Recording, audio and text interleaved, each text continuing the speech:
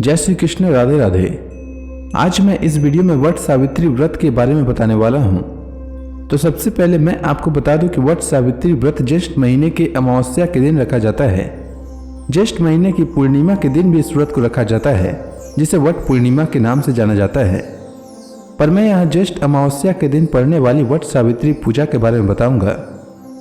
ज्येष्ठ मास में पड़ने वाले व्रतों में वट अमावस्या व्रत को बहुत प्रभावी और उत्तम व्रतों में से एक माना जाता है। इस व्रत को करके सौभाग्यवती महिलाएं अपने पति की लंबी आयु और सभी प्रकार की सुख समृद्धि की कामना करती हैं। इस दिन महिलाएं व्रत रखकर वट वृक्ष के पास जाकर धूप दीप नैवेद्य आदि से उसकी पूजा करती हैं तथा रोली और अक्षत चढ़ाकर वट वृक्ष पर कलावा बांधती हैं। साथ ही हाथ जोड़कर वट वृक्ष की परिक्रमा करती हैं, जिससे उनके पति के जीवन में आने वाली अदृश्य बाधाएं दूर होती है तथा सुख समृद्धि के साथ साथ लंबी आयु की प्राप्ति होती है। कहा जाता है वट वृक्ष के नीचे सावित्री ने अपने पतिव्रत धर्म के प्रभाव से अपने मृत पति सत्यवान को पुनर्जीवित किया था। तभी से इस व्रत को वट सावित्री व्रत के नाम से जाना जाने लगा। इसमें वट वृक्ष की श्रद्धा भक्ति के साथ पूजा की जाती है। महिलाएं अपने अटल सौभाग्य एवं कल्याण के लिए इस व्रत को करती हैं। सौभाग्यवती महिलाएं श्रद्धा के साथ ज्येष्ठ कृष्ण त्रयोदशी से लेकर अमावस्या तिथि अर्थात 3 दिनों तक उपवास रखती हैं। अमावस्या तिथि के दिन बांस की टोकरी में सप्तधान्य के ऊपर ब्रह्मा और वट सावित्री और दूसरी टोकरी में सत्यवान एवं सावित्री की प्रतिमा स्थापित करके वट के समीप जाकर पूजन करती हैं। साथ ही इस दिन यम का भी पूजन करती हैं और वट की परिक्रमा करते समय 108 बार वट वृक्ष में कलावा लपेटा जाता है और मंत्र का जाप करते हुए सावित्री माता को अर्घ दिया जाता है। इस दिन चने पर रुपया रखकर वायने के रूप में अपनी सास को दिया जाता है। इसके बाद सास के पैर छूकर उनका आशीर्वाद लिया जाता है। वहीं सौभाग्य पिटारी और पूजा सामग्री किसी योग्य साधक को दी जाती है। वहीं कुछ महिलाएं अमावस्या के दिन ही केवल व्रत रखती हैं। इस व्रत में सत्यवान और सावित्री माता की कथा का श्रवण किया जाता है। इस दिन सौभाग्यवती स्त्रियों का भी पूजन होता है। आइए जानते हैं वट सावित्री व्रत के शुभ मुहूर्त के बारे में। तो जैसा कि मैंने बताया कि वट सावित्री व्रत ज्येष्ठ मास की अमावस्या के दिन रखा जाता है और अमावस्या तिथि का प्रारंभ 18 मई 2023 को रात 9:42 से होगा और ज्येष्ठ अमावस्या तिथि का समापन 19 मई 2023 को रात 9:22 तक होगा। उदय तिथि मान्य होता है, इसीलिए अमावस्या 19 मई को है और वट सावित्री व्रत भी 19 मई को ही रखा जाएगा। 19 मई को सूर्योदय का समय सुबह 5:28 रहेगा। सूर्यास्त का समय शाम 7:07 रहेगा।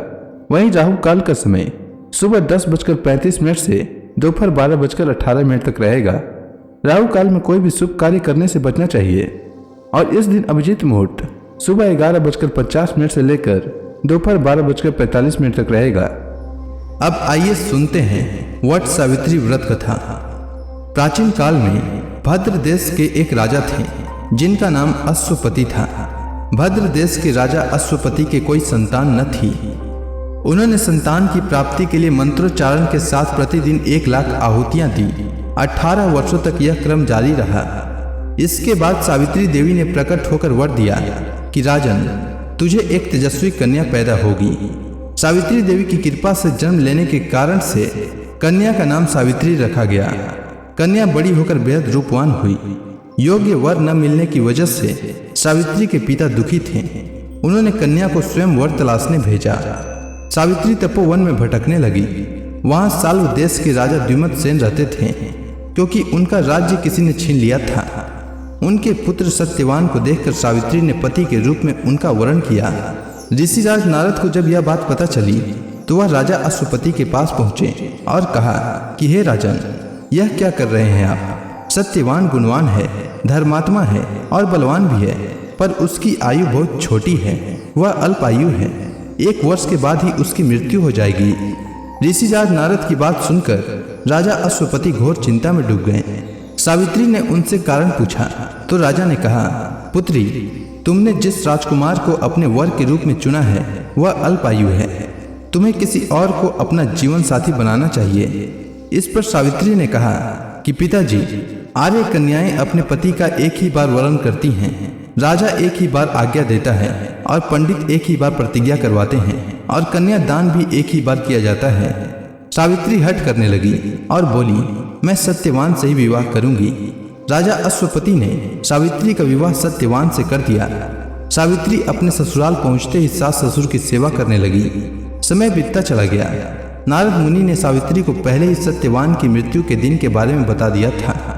वह दिन जैसे जैसे करीब आने लगा, सावित्री अधीर होने लगी। उन्होंने 3 दिन पहले से ही उपवास शुरू कर दिया। नारद मुनि द्वारा कथित निश्चित तिथि पर पितरों का पूजन किया। हर दिन की तरह सत्यवान उस दिन भी लकड़ी काटने जंगल चले गए। साथ में सावित्री भी गई। जंगल में पहुंचकर सत्यवान लकड़ी काटने के लिए एक पेड़ पर चढ़ गए। तभी उनके सिर में तेज दर्द होने लगा। दर्द से व्याकुल सत्यवान पेड़ से नीचे उतर गए। सावित्री अपना भविष्य समझ गई। सत्यवान के सिर को गोद में रखकर सावित्री सत्यवान का सिर सहलाने लगी। तभी वहां यमराज आते दिखे। यमराज अपने साथ सत्यवान को ले जाने लगे। सावित्री भी उनके पीछे पीछे चल पड़ी। यमराज ने सावित्री को समझाने की कोशिश की कि यही विधि का विधान है, लेकिन सावित्री नहीं मानी। सावित्री की निष्ठा और पति परायणता को देखकर यमराज ने सावित्री से कहा कि हे देवी, तुम धन्य हो, तुम मुझसे कोई भी वरदान मांगो। सावित्री ने कहा कि मेरे सास ससुर वनवासी हैं और अंधे हैं, उन्हें आप दिव्य ज्योति प्रदान करें। यमराज ने कहा ऐसा ही होगा, जाओ अब लौट जाओ। लेकिन सावित्री अपने पति सत्यवान के पीछे पीछे चलती रही। यमराज ने कहा देवी तुम वापस जाओ। सावित्री ने कहा भगवान, मुझे अपने पति देव के पीछे पीछे चलने में कोई परेशानी नहीं है। पति के पीछे चलना मेरा कर्तव्य है। यह सुनकर उन्होंने फिर से उसे एक और वर मांगने के लिए कहा।